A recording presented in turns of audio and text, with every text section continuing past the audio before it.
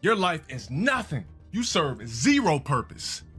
You should kill yourself now and give somebody else a piece of that oxygen and ozone layer that's covered up so that we can breathe inside this blue trapped bubble. Because what are you here for? Kept stealing my clips for years, putting shit on the internet. I want to read something to you guys and use it as a freaking example because I'm in disbelief that I'm seeing this shit, but it's the perfect example of people believing these false ass narratives like I'm some freaking dictator, like I'm some crazy maniac, like I committed all these crazy crimes. When you hear the name LowTierGod, you probably think of two things: fighting games and controversy.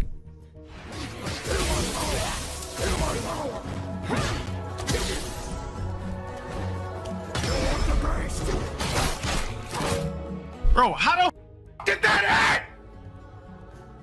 LTG, as most people call him, is probably one of the most infamous personalities to ever emerge from the fighting game community, and maybe the wider internet itself.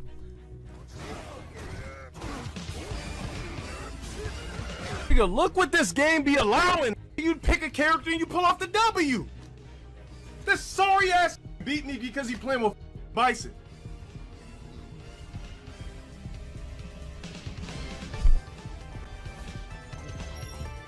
This barely got 14K. This character is... Depending on who you ask, he's either an unapologetic entertainer who plays a character for laughs, or he's the embodiment of everything toxic about gaming culture.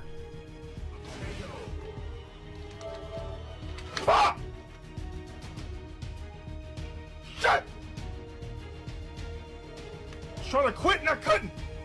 From the very moment he appeared on the scene, LowTierGod carried himself with a confidence that simply bordered on arrogance. All you that are new here, I am arrogant, okay? I have a god complex, okay? I'm a narcissist, okay? So, I should be. This is my only soul, my only body, my only life. I should be flabbergasted when I look in the mirror. He was more than just another guy playing Street Fighter. He wanted to be the face of the scene, the villain everyone loved to hate. He trash-talked his opponents with intensity never seen before, often overshadowing the matches themselves. And when his infamous meltdowns went viral, like his grudge match against veteran player Viscant, where he talked big only to decisively be defeated, the internet latched on, replaying and remixing his losses until they became memes. Next match, LowTierGod versus Viscant. There's no way. Oh, he doesn't have ultra. Commentary provided by Mike Ruff and Reese. And that's it. He is popping off. He is popping off. Grudge match took place at Wednesday Night Fight. The shirt's tucked in. Handshake. The shirt's tucked in. Why would we shake hands? But his story isn't just about embarrassing defeats, it's about the chaos that followed him wherever he went. On Twitch, his streams became spectacles of rage quits, profanity, and rants that regularly pushed the boundaries of platform rules.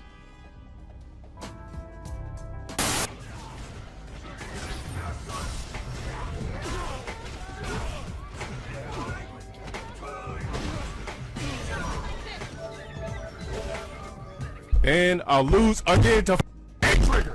He wasn't above charging his own viewers to speak in chat or berating his supporters for not donating enough and even talking ill about his own race. What the is wrong with you? What's wrong with society, you dumb, ignorant black?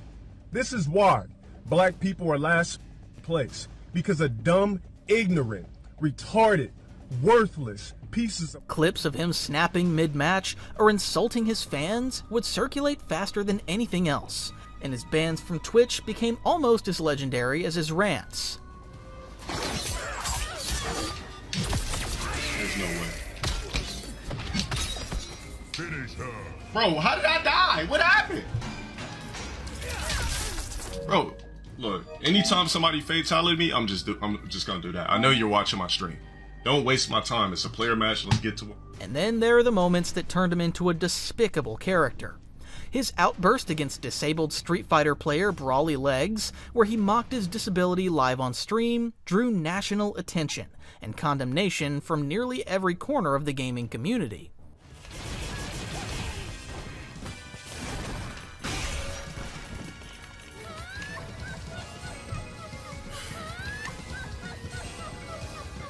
I'm good, dude. I can't accept losses where I bodied you and you just get some fake on me, slobbering all over controllers. I'm good. I'd rather quit, lose another 500 points. I'm hella straight, dude. I'm hella straight. I'm hella cool. You just didn't deserve that. I outplayed you, I bodied you, and you got lucky. That's not skill to me. That's not outplaying me. That doesn't mean you're better than me. His infamous rant is still cited years later as one of the most toxic moments in FGC history. Posted. Motherfucker is a worthless human being. Worthless piece of specimen. He could put whatever the he wants. No one gives a about no goddamn Brawley legs. Stop even saying legs. Just call. Why even call him Brawley? The out of here. That's a disgrace to DBZ. People about this ugly slobbering ass put on Twitter. Just fiending for attention. Of course I'm gonna. LowTierGod's beef hasn't just been limited to players inside the fighting game community, it's spilled over into clashes with mainstream creators like Gideon. You might forget this interview and this whole conversation we had, but I just hope that you don't forget the taste of my dick in your mouth. He even clashed with Corey Kenshin, and one of the more notable incidents was his feud with Kai Cenat, the massively popular Twitch streamer and YouTuber. Yo, this nigga looks like a supervillain, boy. Bro, this nigga looks like a supervillain. You should kill yourself. To understand how LowTierGod went from playing Street Fighter at his local arcade to becoming one of the most controversial figures in gaming. Quite a number of people have found it hard to believe, but LTG's real name is Dalawan Sparrow. He was born and raised in South Central Los Angeles, an environment that shaped much of the hardened persona he would later project online. He grew up without a father figure, something he's spoken about openly, and the absence left him navigating childhood largely on his own. Do I suffer from parental father issues? Absolutely not. I can give a about happening to that. It just would have been nice because I probably would have been rich already. If you're 6'7" and you're not a professional athlete, your parents were just garbage parents. Even as a kid, he believed he was more intelligent than those around him, which often put him at odds with his peers. Instead of being celebrated for his sharpness, he was frequently ridiculed for his tall, lanky frame, making him a target for bullying throughout school. I'm sitting at school lunches by myself, no friends in the class, everything. You know, for a kid, that's very detrimental. I ran from them. I literally ran. And I hid, and I ran. At the age of 7, Dalawan discovered Street Fighter II, a game that would unknowingly become central to his identity. He played it religiously, first at local arcades, and then at home, and over time it grew from a casual pastime into an obsession. When his family moved to Antelope Valley at age 10, he carried that passion with him. The change of environment didn't necessarily erase the hardships, though. He still felt like an outsider, and games became one of the few constants in his life. Around the same time, he admitted to have experienced some form of abuse during his private school years. Traumatic. Basically, there was lots of females that fondled with me when I was a kid, but I'm not the type of person that's gonna snitch. I knew something was right, and that happened in private school, man. Shit happens in private schools, but I only know about the... After high school, life became even more challenging for him. At 21 years old, with limited opportunities, he took a job at Walmart to make ends meet. But in 2005, things took a darker turn when his 17-year-old girlfriend filed a restraining order against him, citing domestic violence prevention. In the filing request, she specified that he called her a slut and said that he was going to kill her and everyone around her. A few years later, in 2008, he also picked up a criminal record, not from his own wrongdoing, but from taking the blame for something someone else allegedly did. He was charged for purchasing stolen goods and served about a month in prison before getting out again. That decision haunted him for years, making it nearly impossible to secure stable employment. With doors closing in front of him, Dalawan looked toward education as a way out. In 2012, he earned a degree in health and fitness, and by 2015, he followed it with another in business management, according to his LinkedIn profile details. Even in this early stage of his life, there's a pattern that would define LowTierGod: ambition mixed with setbacks, a sense of being misunderstood, and a constant need to carve out a space for himself despite the obstacles. These formative years laid the foundation for the persona he would later build, a man hardened by struggle, defiant against the odds, and determined to make his name heard no matter how controversial the route. Back in 2005, he created his very first YouTube account under the username Sparrow25, and not to stream fighting games, but to post blog-style skits and short videos that showcased his interest in acting. At that time, YouTube was still in its infancy, and Dalawan hoped to use the platform as a stepping stone into Hollywood.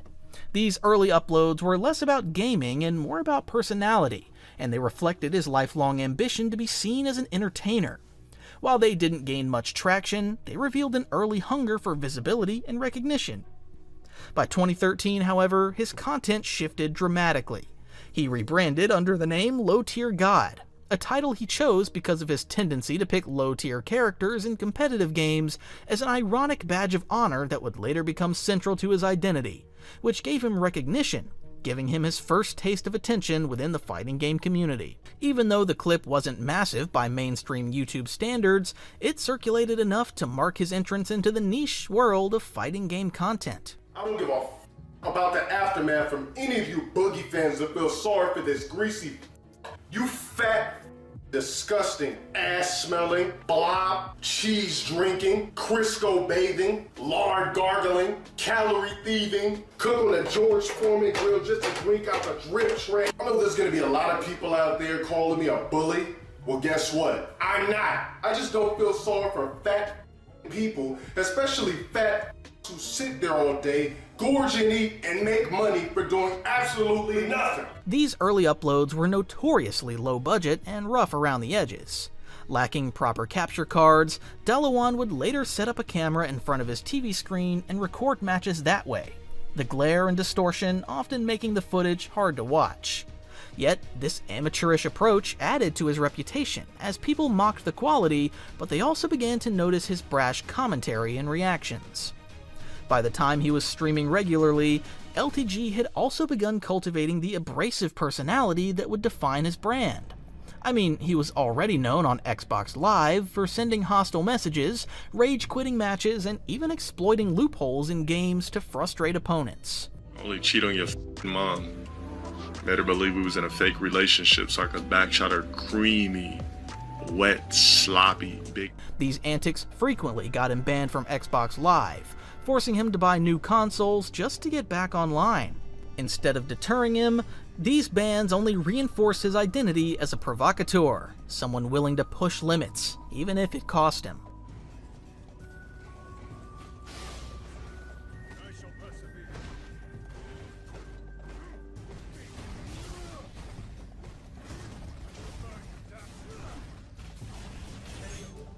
Telling you, man, this game be carrying if you just pick the right character. Look at this idiot. This is a scrub that I have no business beating. During the same era, viewers and community members began comparing him to another notorious YouTuber, DarkSidePhil, DSP. Why'd you buy a $300 driving wheel instead of saving to fix various plumbing issues in your home? What? That was a mouthful, was it not? First off, I do want to play the Final Fantasy Pixel remasters. I actually own them all on PlayStation. I mean, the similarities were quite hard to ignore. Both were known for rage quits, blaming losses on external factors, clashing with their audiences, and reacting poorly to criticism. Oh my god, now I'm pissed. Now I can't even concentrate, and I'm pissed off. I'm pissed. Do you want me to be honest? I'm pissed off because I play better. LTG hated the comparison, but the nickname Black DSP kinda stuck. And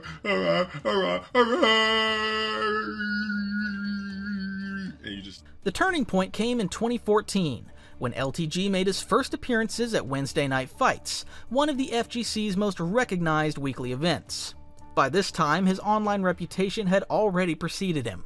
Players and commentators were aware of his toxic persona, and when he finally showed up in person, many were curious to see if he could back up the trash talk. His matches were recorded and shared widely, and the shoutcasters even joked about his reputation mid-broadcast, amplifying his notoriety. Though his gameplay wasn't extraordinary, the theatrics around his presence at WNF made him a talking point, marking the beginning of his transition from a small-time YouTuber to a larger-than-life villain within the FGC. In these formative years, Dalawan Sparrow went from an aspiring actor posting skits on YouTube to a toxic figure that people couldn't help but watch in the fighting game scene. Which was crazy, because what started as rough, poorly shot videos of casual matches had grown into a character people couldn't stop talking about, whether they loved him, hated him, or just wanted to laugh at his actions. This stage set the groundwork for everything that would follow. The rivalries, the bans, the controversies, and the cult of personality that turned LowTierGod into a spectacle. Starting from the mid-2010s onward, every appearance, feud, and meltdown seemed to solidify his image as the FGC's ultimate villain.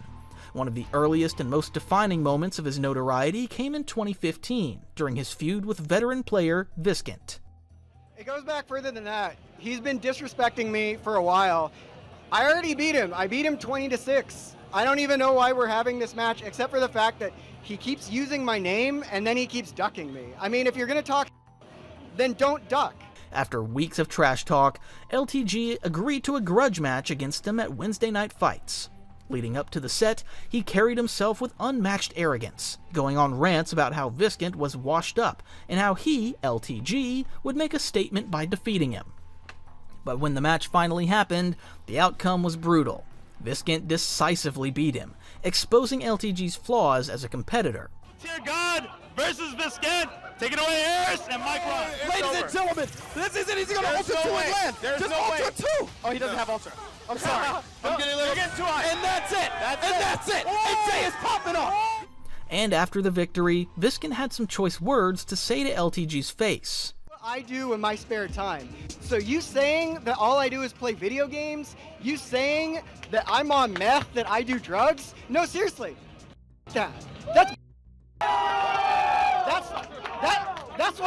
That's what I do in my spare time.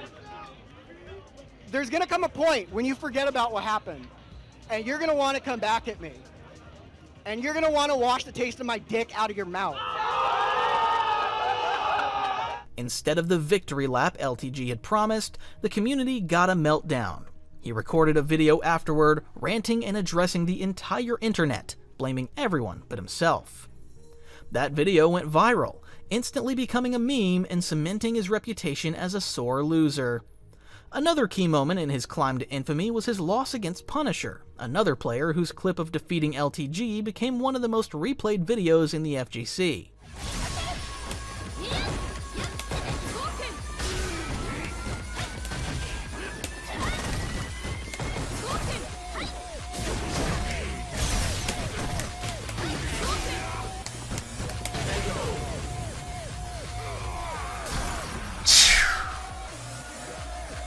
The footage of him rage quitting and melting down afterward was shared endlessly, overshadowing any of his actual gameplay. It's so f***ing laggy, I can't even play! Why do broke niggas play video? Bro, get the... These clips were just embarrassing defeats when they happened, but now audiences love to revisit it for entertainment purposes. LTG's reactions made every loss bigger than the game itself. His online persona only amplified this trajectory. On Twitch, his streams became known less for Street Fighter strategy and more for the chaos that erupted around him. LTG implemented strange and often hostile rules. He would charge viewers for speaking in chat, berate fans for not donating enough, and frequently rage quit mid-match while hurling insults. Play me in Street Fighter 6? You want the chance to say, oh, I beat LowTierGod in the game and get that morale boost in life that we all need? So, you teabag me, you're banned. You taunt me, you're banned. You grab me more than 5 times in a row, you're banned. Well, I ain't gonna ban you for that. But I might suspend you for 48 hours. If you're telling me you enjoy my content and you did not donate and you're not green, I'm gonna ban you. Because you don't just get to sit here and enjoy my shit for free. Contribute. Go to green, ass niggas. Why do you get banned if you don't go green? Because for one, you're frauding out somebody else's name. For two, you just came home and that ass said you worked a 12-hour shift, but you're not green. That means you could afford to support my channel by going green and you refuse to. Therefore, we just gonna ban you, my nigga. You should have never told me you had a job. Prepare to be slayed. The toxicity that made him infamous in matches became the core of his streaming brand, but it also made him a target for Twitch moderation, and he began racking up bans, sometimes for direct violations, other times simply because of the consistent negativity radiating from his streams. But we'll get into all that later in the video. In 2017, his name broke out of the FGC bubble and into wider gaming circles thanks to the Brawly Legs incident. Before their match, LTG was talking smack about his opponent, making fun of his disability, and likened him to the Krang aliens from Teenage Mutant Ninja Turtles. Find a good price for these hats, and on that face is Krang. I'm trying to find a good price for these hats, but I'm not finding a good price.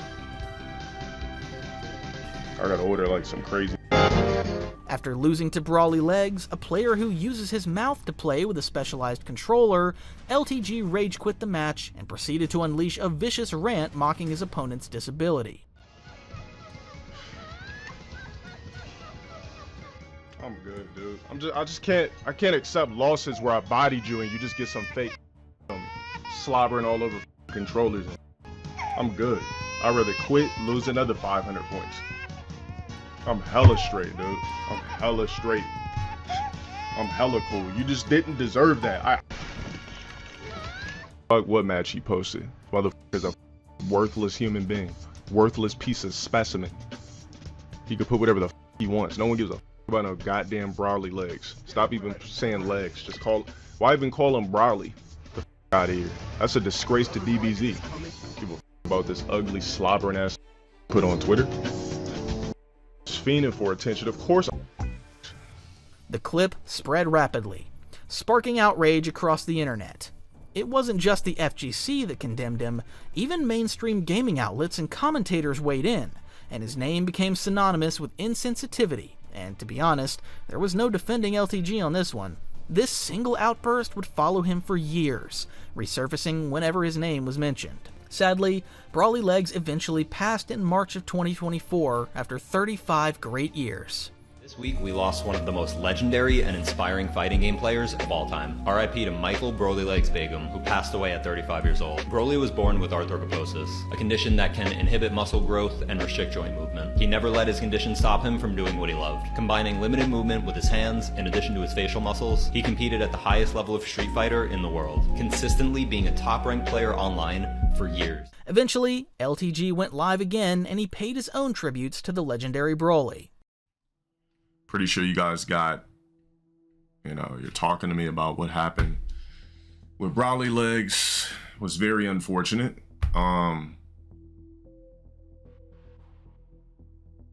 Unfortunately, Brawly Legs has passed away.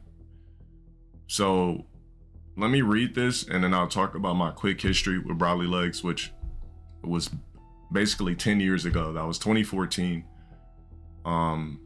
So somebody tweeted from his account that says, to the fans of Brawly Legs and the people whose lives he touched and inspired, please take the time to share your moments and memories of this amazing person. The family wishes to continue to share his story with the world and celebrate from now till forever. In his tribute, he talks about their first interaction after they played, and then went to his Twitter account and saw that one of his last tweets was a quoted GIF reacting to the news of LTG getting banned on a game. But LTG took the high road this time, and just went on to sympathize with the family and fans of Broly. This earned him some much needed respect and validation in his circuit. Yeah, unfortunately, Brawly Legs has passed away. My condolences to him and his family. Regardless of what idiots on the internet try to believe, I did really respect the guy. You know what I'm saying? So, yeah, very sad that he passed away so early in life. But my condolences to his fans, his family, like that.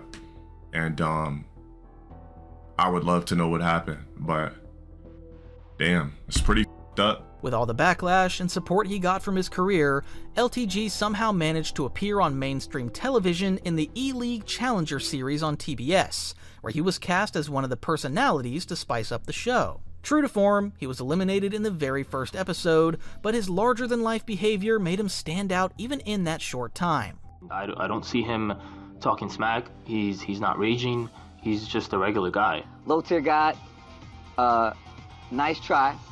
However, that does put you out of the competition here at the Challenger House. Rob TV, you were safe another day. Fans and haters alike tuned in, further blurring the line between whether he was being booked for his skill or for the drama he brought with him. Skillful or not, he was also able to book a match against a player named Giddy, and that match also ended on a positive note, as opposed to him rage quitting and talking trash. He actually took the L and shook hands with his opponent before she now lifted him up. But you know what? Eats the jump roundhouse instead. Guilty takes it over LTG, lifts him up off the ground, asserting her dominance in more ways than one. Even fans admitted that this was the nicest he's ever been at the end of a match that he lost. Another major contributor to his infamy was the army of troll channels that sprung up around him. Whenever he uploaded content or streamed, clips would be ripped, edited, and reposted on channels dedicated entirely to mocking him. Nigga, shut the up, you moron. Get the out of my chat. You don't know the logic behind fighting games, clearly, you dumb. How about I concrete this hard rock dick down your throat till you're choking and gargling on virtual sperm? Get that ass. Instead of deterring them, LTG tried to fight back by flagging these videos, but this only made the situation worse. The Streisand effect kicked in as the more he tried to take them down, the more they spread. Soon, his most embarrassing rants and meltdowns were more accessible on troll channels than on his own official page. By the late 2010s, he wasn't just a fighting game player anymore, he was an internet figure defined by multiple controversies, and if there's one moment that defines LowTierGod's reputation for many people, it's the infamous delete yourself rant. It all began as a heated exchange in the middle of a fighting game match, but somehow spiraled into one of the most talked about and damning clips in the history of the FGC. The incident happened during a set against another player online. After losing, LTG unleashed a tirade that quickly went far beyond the usual trash talk. Staring straight into the camera, he delivered a venomous rant, telling his opponent that they should delete themselves from existence, which was a thinly veiled way of telling them to end himself. You are worthless, guys. Your life literally is as valuable as a summer ant. I'm just gonna stump you. You're gonna keep coming back. I'm gonna seal up all my cracks. You're gonna keep coming back. Why? Because you keep smelling the syrup, you worthless ass.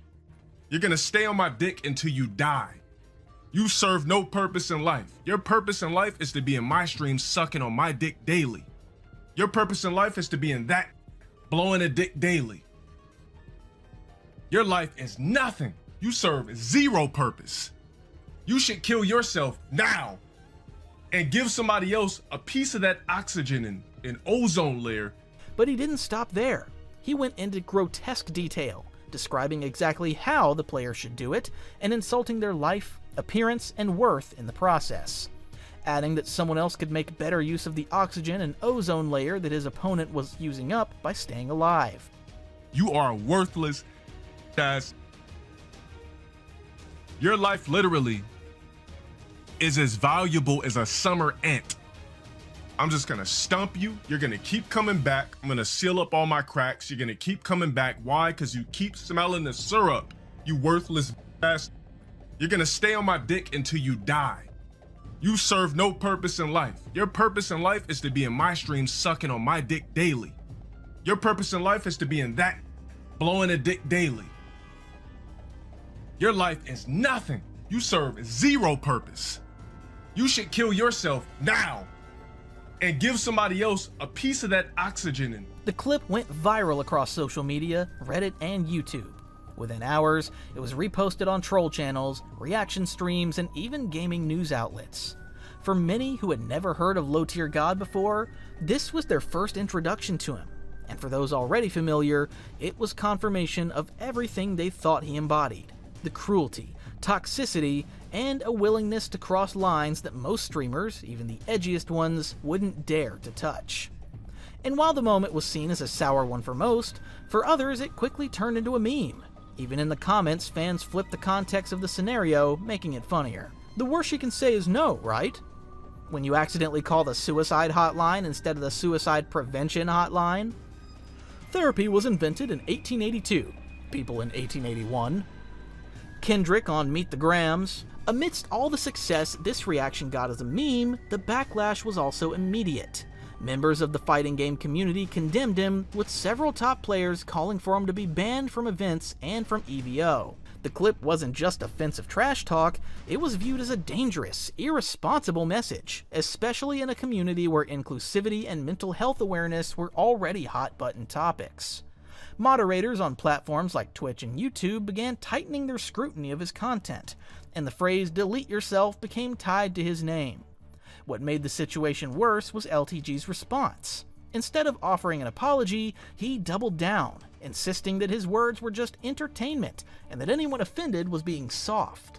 At this point, something else was brewing in his life, his relationship, and LTG stirred the pot even further when one day he left his stream but forgot to turn off his mic or mute himself.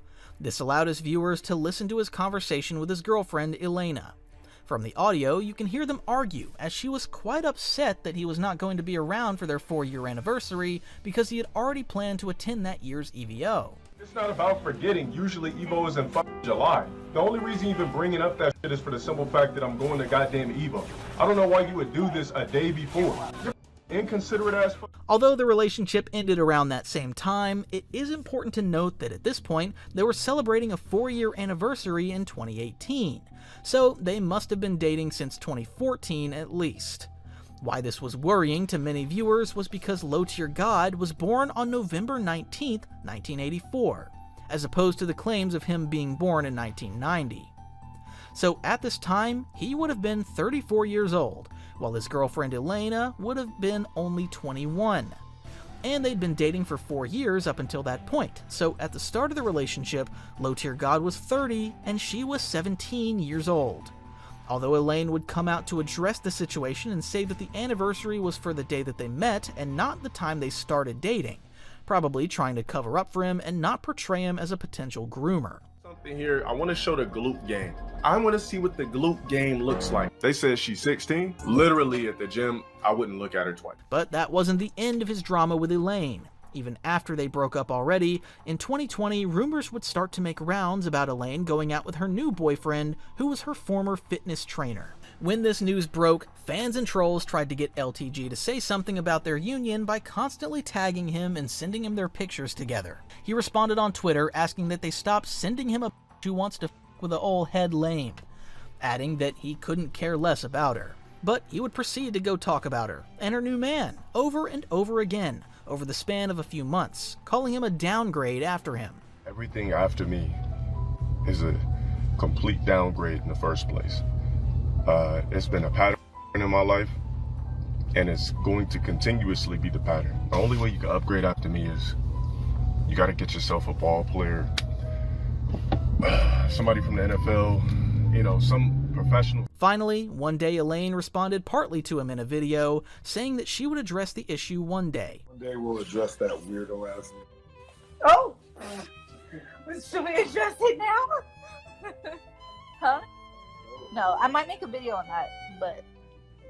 Around this time also, it was leaked that he also had a daughter. So after another one of his back and forth with trolls, some internet sleuths went digging again into his life and history, and one account on Twitter came out to post that he had a daughter with a Hispanic woman, and he's kept that undercover for over 10 years. This doxing also revealed that he was in debt over $120,000, and most of it was from owning a 2015 Dodge Challenger.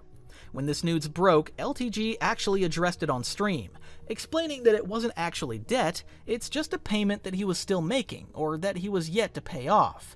As if that isn't the dictionary definition of debt. Anytime you purchase something, it's gonna go on your TRW as quote-unquote debt, but it's not actual debt, it's just something that you just simply haven't paid off yet that you're making payments. He also denied any rumors of him having a child with a Hispanic woman, doubling down saying that he's only got 2 cats and he's nobody's father. I got 2 cats, if you want to count that.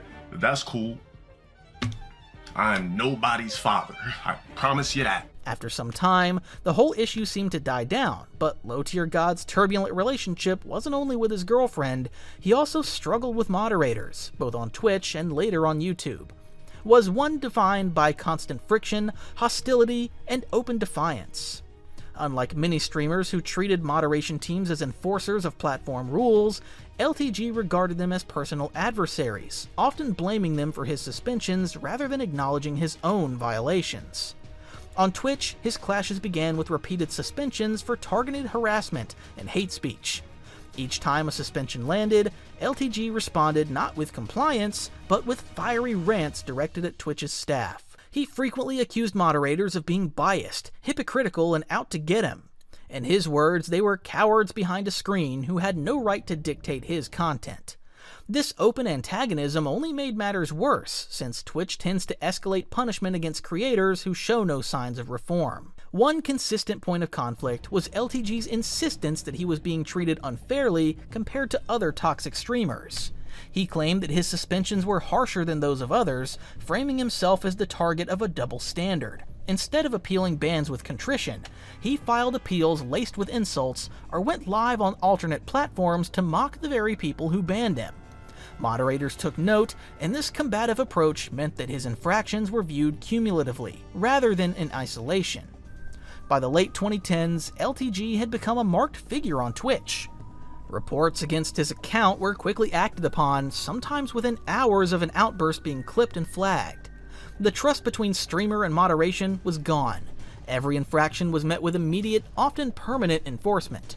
Eventually, Twitch closed the door for good with long-term bans that left him permanently removed from the platform. On YouTube, the clashes were more indirect but just as hostile. LTG constantly accused comment moderators and community enforcers of failing to protect his channel from troll channels and detractors who re-uploaded his content. He berated YouTube staff for what he saw as negligence, demanding mass takedowns of stolen clips while insisting his own rants were entertainment, not harassment. When YouTube removed videos or demonetized streams for violating terms of service, he lashed out in the same way he had with Twitch, declaring the platform corrupt and run by clowns. At times, he would openly challenge YouTube moderators by re-uploading slightly altered versions of content that had already been flagged, daring the platform to take them down again. This pattern created a constant cycle where LTG would post inflammatory content, trolls would mass report or re-upload it, YouTube would enforce action, and LTG would rage against moderators in return, rinse and repeat. Even within his own streams, LTG's relationship with chat moderators was crazy.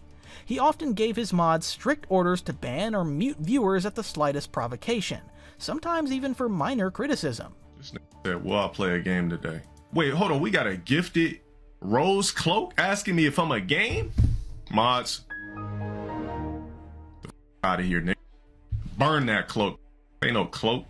7-month gifted is wild, bro. When mods failed to enforce these rules as aggressively as he wanted, he would berate them live, accusing them of being lazy or disloyal. This created a hostile environment where even those tasked with managing his community felt disposable. Many moderators cycled in and out quickly, unwilling to endure the constant hostility. The f you still doing in the room? Anybody complimenting this guile is an instant ban. Hold on. Mods, anybody complimenting this guile gets an instant ban. Across every platform, the theme remained the same. LTG refused to see moderators as neutral rule enforcers. Instead, he painted them as enemies in a personal battle against him. By the late 2010s and early 2020s, his suspensions turned into long-term and even permanent bans, cutting him off from one of the most lucrative platforms for gaming content. Every time he returned under a new account, trolls and detractors would quickly mass report him, and Twitch would swiftly shut the account down. His history was so notorious that he became one of those names like Ice Poseidon or Zillion OP, associated with being permanently unwelcome on Twitch. The repeated bans forced LTG to migrate his audience to other platforms like YouTube Gaming and Trovo, but the damage was already done. Twitch is the central hub for fighting game content, and being cut out of it meant losing legitimacy and exposure. Where others in the fighting game community built careers on Twitch, LTG was left fighting uphill battles on less prominent platforms, leaning heavily on his core audience of loyal fans and the endless network of troll channels that kept his clips alive. After Twitch finally cut ties with him, YouTube became his primary platform and the stage on which he would cultivate the identity that defined the next phase of his career. No longer tethered to the restrictions of live moderation in the same way as Twitch, he found in YouTube both a wider audience and a looser structure that allowed his rants and theatrics to flourish. On YouTube, he began to double down on the very behaviors that had gotten him exiled elsewhere. His content leaned heavily on confrontation and spectacle, with videos centered not so much on fighting game skill, but on his anger, his rants, and his dismissals of others. Come on, Dale. Dale. Oh man, I hate being on the side of the screen with rogs. What's good, woman beater? You try to put that fake label on me IRL, it's a dub. Unlike the polished guides and hype compilations of other FGC creators, his uploads were more like unfiltered theater. He would sit in front of a camera, stare directly at his audience, and cut promos reminiscent of professional wrestling heels, declaring himself the final boss of the FGC, and sneering at viewers who doubted him. He made no attempt to soften his edges. Instead, he embraced the perception that he was the most hated man in the community, and reframed it as his brand. He understood that his viral appeal did not come from his wins, but from his meltdowns, insults, and tirades. Yo, Dale. Dale, you hear me, right?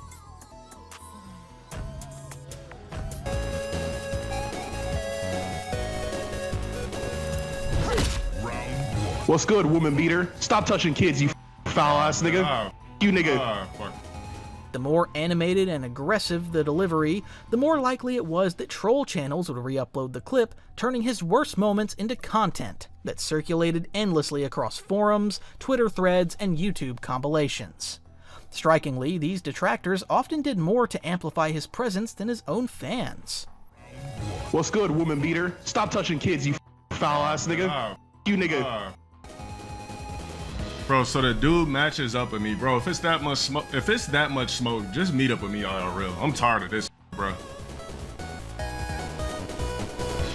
Each loss, each embarrassing rage quit, each insult became fuel for his notoriety. Where another creator might crumble under the weight of ridicule, LTG twisted it into a self-sustaining loop of infamy. He also experimented with monetization in ways that reflected his abrasive persona. On YouTube streams, he was known for charging viewers to interact with him, gatekeeping his time behind donations and memberships, and berating those who contributed nothing. His message was clear. If you weren't paying, you weren't worth his attention. It was an attitude that alienated casual viewers, but helped solidify a smaller core audience that saw him as an anti-hero, a figure unafraid to say the cruel things others would not, a villain who relished being booed. This transactional hostility became part of the entertainment itself, with fans donating just to provoke one of his signature explosions of anger. Over time, his embrace of the villain identity grew so pronounced that it overshadowed his roots in the fighting game community. He stopped being known primarily as a competitor and instead became synonymous with controversy. He referred to himself as the villain of the internet, someone who stood apart from the camaraderie and positivity embodied by figures like Maximilian Dude. While others built their brands on community, LTG built his on conflict. His YouTube channel became less about Street Fighter and more about persona, an endless theater of disdain where every video was another performance in the role of the hated final boss. Ironically, this era also pushed him into mainstream visibility beyond the FGC. People who had never watched a tournament or played a fighting game knew of LowTierGod through compilations of his meltdowns. He became a cultural shorthand for toxicity in gaming, invoked as a punchline or cautionary tale in discussions about online communities. Touch kids? Like, bro, you see the nerd, bro, you know what would happen in person if a told me that? It'd be a wrap. It's just that simple. But let's keep it on the internet, bro. You wanna play them fake pedo games? Yeah, nigga, in person it'd be a complete wrap. That's all I gotta say. You're stalking me in video games to spew through a mic. And bro, this has done it on multiple occasions. Bro, you're a ass IRL, you would get up. That's why you on the internet. If you got that much anger, come see me IRL. Just that simple. If you in Cali, was popping, but we know you not. You a ass. Follow me in video games or some. Oh, what's up with these? It's never smoke IRL though. You niggas can hide, take pics and all that, cause you know I'm you up IRL. YouTube allowed him to reach audiences far larger than the insular world of fighting games, but it also cemented his reputation as infamous rather than respected. His presence was impossible to ignore, but it was defined almost entirely by negativity. Twitter was no kinder to him. His accounts were reportedly suspended for abusive behavior, often targeting other creators or communities. Each time he was removed, he attempted to return under a new handle, only to be flagged and suspended again. What stood out was not just the number of times he lost accounts, but his refusal to temper his tone in order to preserve them. He would boast about being too real for the platform, painting himself as a victim of censorship rather than acknowledging the consistent rule violations that led to his removals. Even outside of global platforms, his reputation made him unwelcome. In the fighting game community, certain tournaments and events grew wary of the drama he brought with him. Organizers quietly discouraged his attendance or outright banned him from competition, fearing that his presence would overshadow the event or incite hostility. In local circles, stories circulated of players refusing to participate in brackets if LTG was present, a reflection of how his toxic image bled into real-world spaces.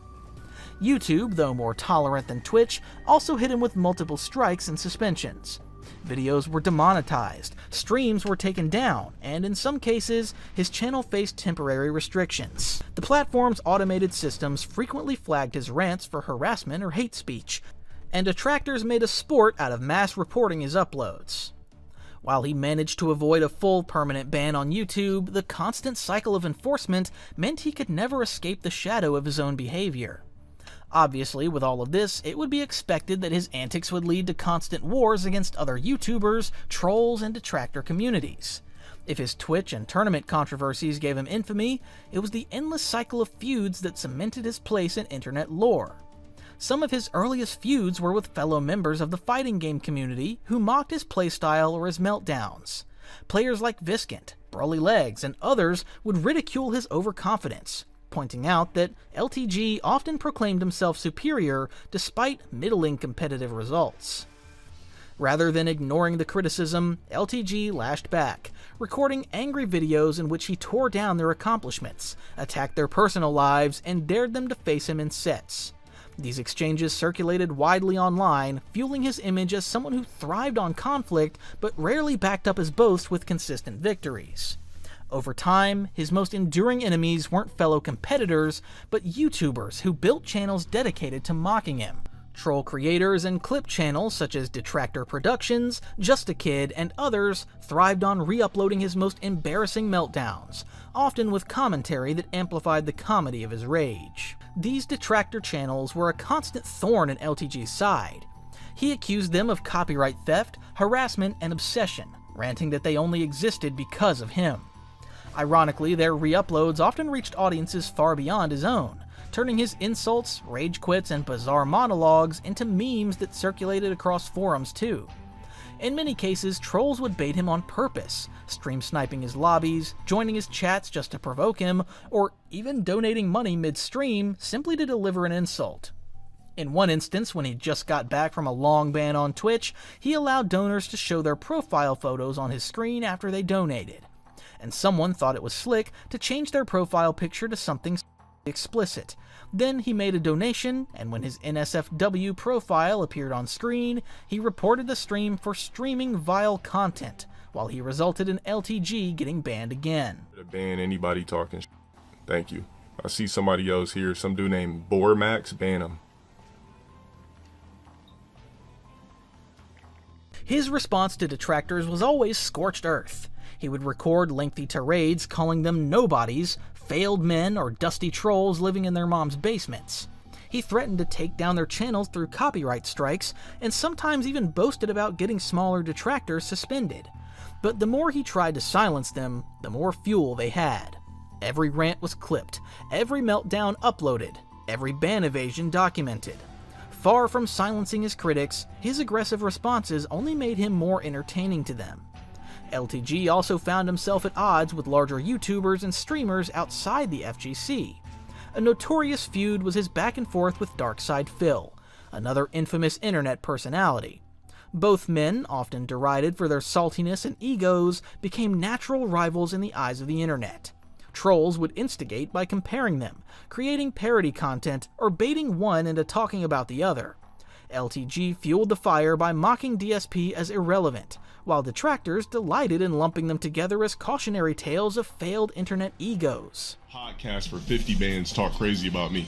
Nigga, all you have to do is just sit there with your goatee. Told you. And just talk. You mentioned the goatee. And you didn't want a free 50 bands? Like, bro, don't talk to me, bro.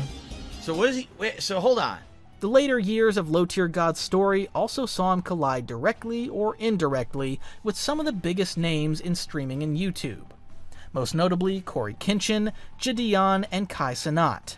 What made these clashes significant was not just who he picked fights with, but how they illustrated the gulf between LTG's dwindling relevance and the explosive growth of creators who represented the new wave of internet entertainment. The Corey Kenshin drama began when LTG took aim at the beloved YouTuber, whose reputation was built on positivity, faith, and family-friendly content. After Corey made a video calling out YouTube for being racist. In Corey's video, he alleges that YouTube was being racist and they played favorites among creators. I'm going to try my best to articulate this video as thoroughly, as plainly, as eloquently as possible. I don't want there to be any lost context. I don't want to just look like I'm coming out of nowhere having a temper tantrum because these things are happening. The allegations I am levying towards YouTube are extremely serious, and I'm taking this video extremely seriously. YouTube, you guys either play favorites, you are racist, or it's a mix of the two. These are the three options, YouTube. Which one is it? Other YouTubers like Gideon agreed with Corey and made videos to corroborate his claims, but LTG responded to this and described Corey as weak, saying that he has no reason to be complaining, and that if anyone should be pointing fingers at YouTube, it should be him. Guy Corey Kenshin, what is wrong with you, bro? I am very disappointed. I don't care about you supporting me.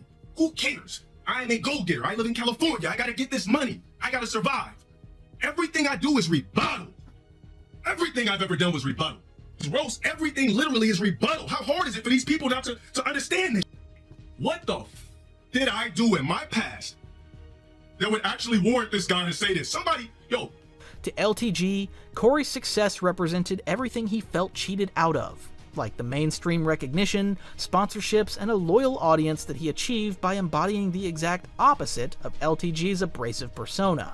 The backlash was immediate. Corey Kenshin's fans, one of the most fiercely loyal communities on YouTube, flooded LTG's mentions and turned his criticism into another meme cycle. LTG's insults fell flat not because they lacked venom, but because Corey's image as a genuinely kind creator left little room for the kind of scandal or hypocrisy LTG usually exploited in his feuds. In the end, the feud painted LTG as bitter and out of touch, yelling at someone whose brand was nearly untouchable. With Gideon, the dynamic was even more lopsided. Gideon, a troll entertainer in his own right, thrived on pranks, raids, and chaos, all things LTG should have respected, given his own history of embracing infamy.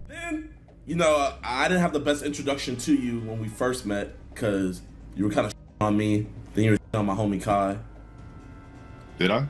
But instead, LTG dismissed Gideon as another empty personality with no real substance, lashing into him as well for siding with Corey and calling out YouTube, once again pointing out that he is the real victim in all of this. I really don't understand why a guy like Gideon, that is very popular, that has a huge fan base, verified on multiple platforms, gets millions of views per video, and then he has a side clip channel video and endorsements, and can still stream on YouTube, has a problem with getting banned on Twitch. I want you to sub to my premium channel, and I'm upset because Twitch still didn't ban me after I got... Gideon's response was the opposite of Corey's. Rather than ignoring LTG, he and his fanbase laughed at him, treating him like a relic of an older internet era. Gideon even compared LTG to a meme fossil, someone remembered more for outbursts and bans than any real legacy. Trolls happily clipped these jabs and fed them back into LTG's orbit, sparking endless angry rants from him. Hey, before I leave, man, I just want to let you know something. You might forget this interview, but I just hope that you don't forget the taste of my dick in your mouth. In essence, Gideon took LTG's whole act of rage, trolling, controversy, and showed how it could be monetized into mainstream success, something LTG never managed. That contrast made the feud sting even harder. Eventually, he and Gideon made peace and even did a video interview together, where LTG was seen in a much calmer state. He was even a little vulnerable in the stream, like when Gideon asked him about his reaction to the video of a man who fatally shot himself after he found out that he was being cheated on. But why laugh? Why laugh? That's the way I processed it. I processed it because he got a call with a woman that didn't want to be with him anymore, so he said fuck it and blew his dome off. So for me, the only way I could process it was to laugh. I couldn't console and feel sad for a guy that ended his life over a... LTG explained that he could only laugh at the situation as that was how he could process such information of a man killing himself over a female. Like I said yesterday, the reason why I ultimately laughed at that video is because I honestly think that dude blew his brains out because a bitch told him some shit. Now, if that bitch was like, baby, I love you, he would have never did it. But obviously, I was laughing at the fact that he did that shit over a bitch. And as strange as it was nice to see him be a person and simply explain when he does the things he does. The most high profile of these conflicts came with Kai Cenat, Twitch's golden child and one of the most popular streamers of his generation. Do y'all know that Ruby seen the clip? Bro, Ruby, she sent me this clip, bro. You. We gotta chill. In more recent years, LTG's name has even been thrown into the orbit of creators like Kai Cenat and other rising streamers. Though not always direct feuds, LTG's arrogance often led him to dismiss the success of younger, more popular figures, accusing them of lacking substance or being propped up by bot audiences. He also claims that Twitch could never use someone like Kai on the cover of Twitch because he's black, and he was bad marketing, because in his streams the N slur is said like a million times.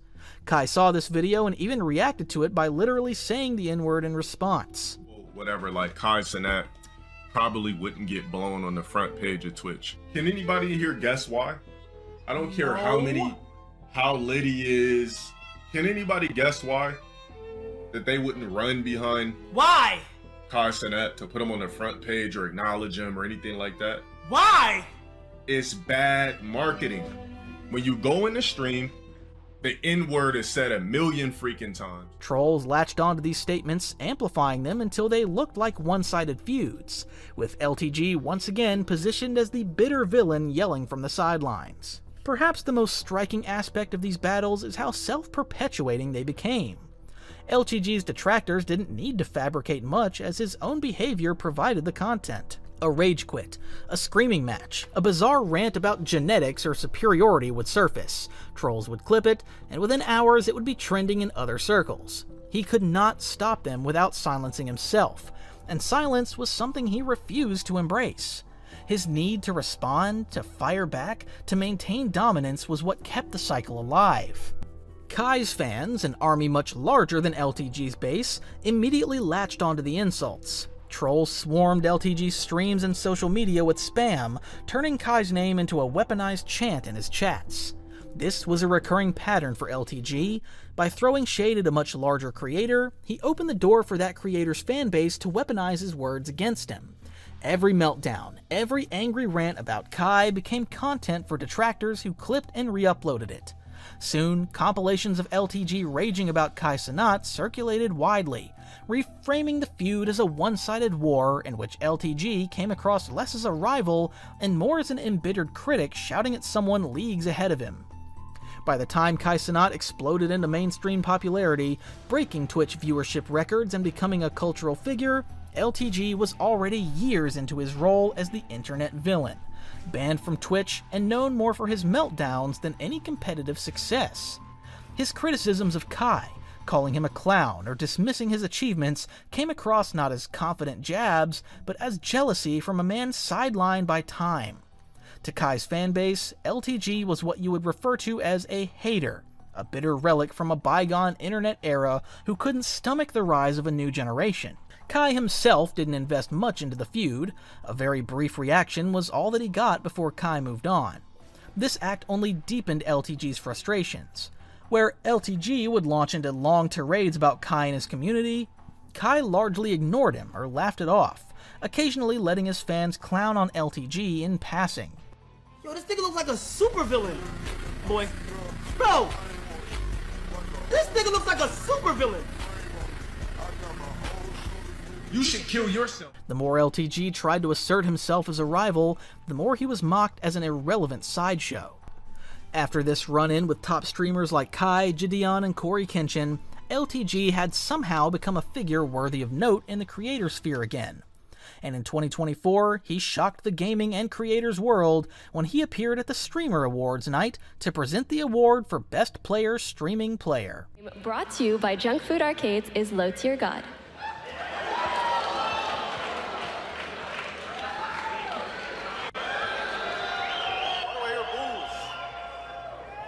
Why do I hear boos? I hear a lot of boos. All right, let's step up the cheers. All right, this is a big surprise. Let's get it. Let's get it. All right. His announcement and subsequent walk up to the stage was met by an air of confusion, murmurs, and slight boos from the audience, but he was able to overcome that and get on with the presentation of the award. Brought to you by Junk Food Arcades is LowTierGod.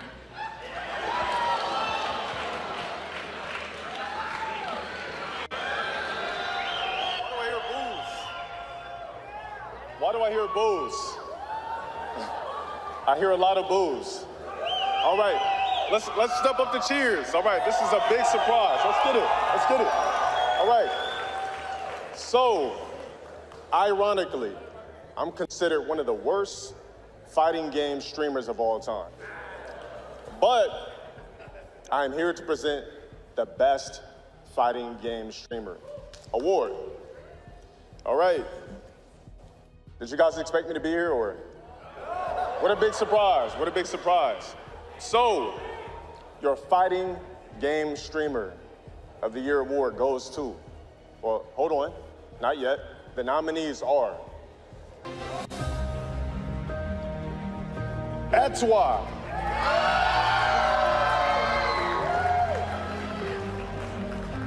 Hungry Box, Maximilian Doom, and Sajam. All right, drum rolls, please.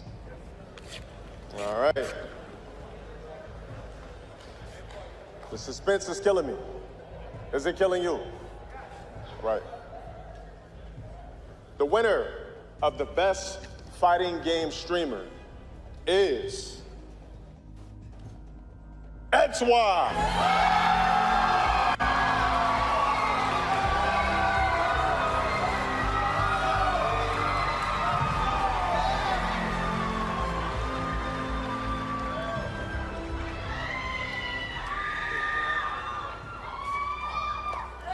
Bonjour. His appearance at the award night caused a lot of heated debates over the decision to let him up on that stage. In online forums like Reddit, fans called his selection to present an award an embarrassment. Some other fans sided with him and even sympathized with him, saying that he was a good guy in real life and he was just being a douche as an act to stay relevant. Villain or hero, the fact remains that LowTierGod presented at the Streamer Awards, and that could not be taken away from him. You see, on the surface, LTG presents himself as the archetypal internet villain, who is an untouchable figure that thrives on hate, leans into cruelty, and who claims superiority in every possible way. He talks about himself as genetically gifted, mentally sharper, and spiritually beyond those who criticize him. He wears insults like armor, often turning them around into claims of proof that he is relevant, that detractors wouldn't exist if he weren't the center of their attention. This persona is calculated, larger than life, and deliberately abrasive, designed to provoke reactions and keep his name circulating in the endless churn of internet discourse. In more recent years, the trajectory of LowTierGod's career has become less about competition or even content creation, and more about escalation. His saga has escalated from competitive controversy into a case study of what happens when someone doubles down on toxicity for too long, until it consumes both the persona and the man. What was once entertainment now feels tragic, like an endless cycle of rants, bans, and meltdowns. Each one smaller and sadder than the last, yet all of them feeding into the myth of LTG as one of the internet's most infamous villains. Mentally, what once seemed like a performance has shown cracks. His monologues reveal bitterness not just toward the FGC or trolls, but toward life itself. The bravado about being genetically superior or destined for greatness now often reads as a defense mechanism for the reality of being overshadowed, banned, and remembered more as a meme than as a competitor. Detractor channels, meanwhile, documented this decline with relish, framing every new outburst as evidence of a man unraveling in a really sad way, with an entire audience watching.